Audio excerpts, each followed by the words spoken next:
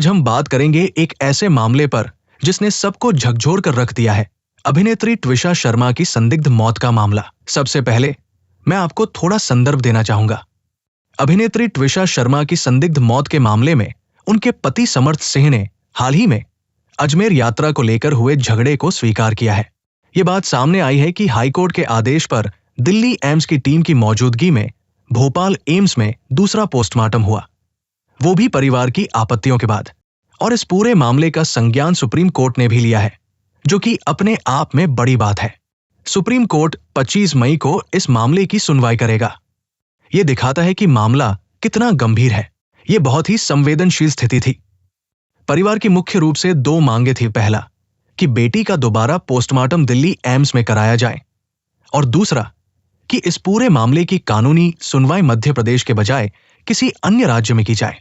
AIIMS की team आ गई है, हमें भरोसा है कि ये एक्सपर्ट हमें न्याय दिलाएंगे और जो डिस्क्रिपेंसीज हुई हैं और जो भी फाइंडिंग्स हैं वो निकल के आएंगी सामने के सामने।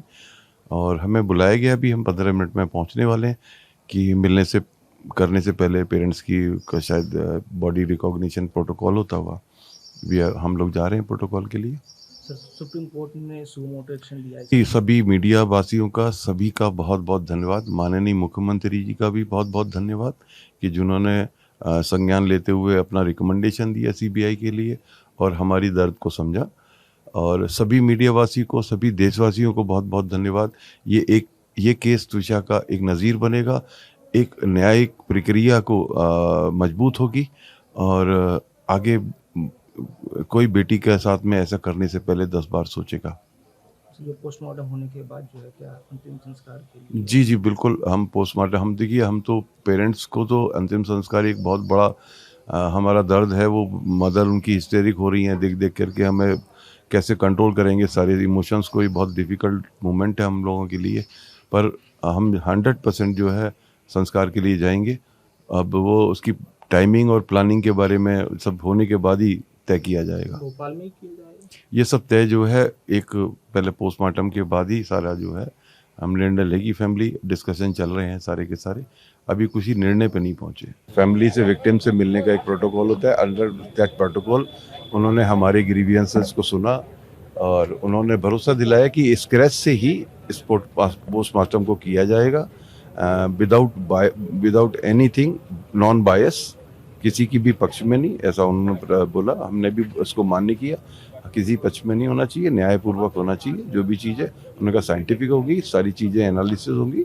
हमने भी उसको सहमति दी और वो अपना कार्य के लिए आगे बढ़ रहे हैं। तो अभी जो प्रोसीजर चल रहा है पोस्टमार्टम का, तो उससे आप संतुष्ट हैं? बिल्कुल जी। देखिए, आपको कहीं ना कहीं जाके विश्वास तो करना ही पड़ता है ना। एक जगह जाकर के आज ये टीम आई है तो हमें पूरा विश्वास है कि ये अच्छी फाइंडिंग्स निकालेंगी, क्योंकि PM2 कराने का मतलब ही ये होता है कि कहीं कोई कमी होती है, उसके लिए आदमी जाना चाहता है। जी, जैसे मैंने कहा है, 7 दिन हमें मिले हैं प्रिपेयर करने के लिए for the CBI to intervene as soon as they can.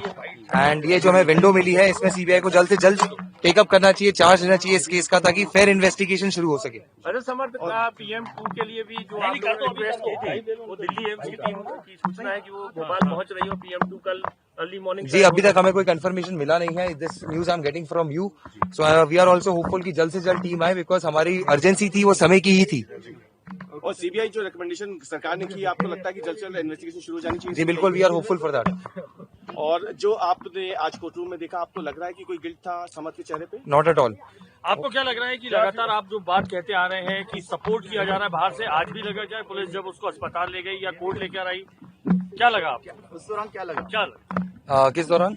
जब उसे अस्पताल लेके गई या कोर्ट पे लेके आई, जी, तो आप देख के क्या बॉडी लैंग्वेज कैसी थी समर्थ की वहाँ पे आज? जी, बॉडी लैंग्वेज का एक्सपर्ट नहीं हूं मैं, but I can make out कि जब आदमी खड़ा है वो उसको कैसा लग रहा है, तो देयर वाज नो रिमोर्स। एक होता है कि उनकी बीवी के जाने का, अगर किसी आपके करीबी के जाने का जो रिमोर्स होता है, that was completely missing. It was evident, very evident from his body language that he is very relaxed, और वहाँ पे अपने वो दिखा रहे हैं, जानबूझ के हंसते हैं जो लोग, उनमें से कोर्ट के अंदर एक बड़ा सवाल ये आ जाता है कि जब पोस्टमार्टम हो जाएगा तो उसके बाद रिश्ते से हिंदू परंपरा के साथ रिलेशन करने की बात आएगी, कहाँ सोचा है आपने? जी, the family is still yet to decide. We have two options, either to do it here or to do it in Delhi, but we are yet to make a decision about that. तो राज्य सरकार से आपने कोई अपेक्षा की है, कोई मांग की है किसी भी तरीके से? अगर आप चाहेंगे तो वो ट्रांसपोर्टेशन करने के लिए तैयार है। जी, ऐसा स्टेटमेंट्स हुए थे अभी, बट हमारा अभी तक फैमिली डिसीजन अभी तक नहीं हुआ है, तो I can not comment on it. और सबसे चौंकाने वाली बात यह थी कि मृतका ट्विशा शर्मा की सास एक रिटायर्ड जज है और पति समर्थ सिंह एक वकील। परिजनों का आरोप था कि सास और पति के रसूख के कारण मामले की जांच प्रभावित हो सकती है।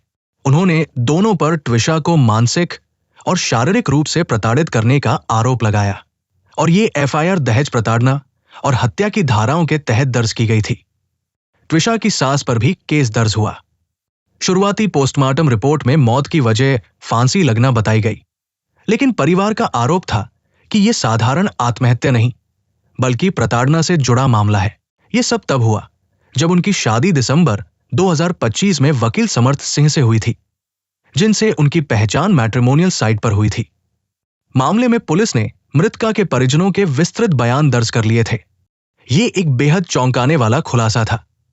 सास का दावा था कि ट्विशा को ड्रग्स की लत थी और शायद इसी वजह से उनका गर्भपात भी हुआ, लेकिन परिवार इन आरोपों को चरित्र हनन बता रहा है। यह दिखाता है कि वह कितनी गहरे मानसिक और शारीरिक तनाव में थी। उनकी मां से हुई व्हाट्सएप चैट भी सामने आई, जिसमें उन्होंने लिखा था, ये लोग बहुत घटिया है, शक करते हैं। ये सारी बातें हमें एक गंभीर और संवेदनशील स्थिति की ओर इशारा करती है। ट्विशा शर्मा का मामला सिर्फ एक मौत का मामला नहीं है, बल्कि ये समाज में महिलाओं की स्थिति, दहेज प्रथा और न्याय व्यवस्था पर भी सवाल खड़े करता है। हम उम्मीद करते हैं कि इस मामले में जल्द ही सच्चाई सामने आएगी और ट्विशा को न्याय मिलेगा। सुनने के लिए धन्यवाद। हम आपको इस मामले के आगे के अपडेट से अवगत कराते रहेंगे। अलविदा।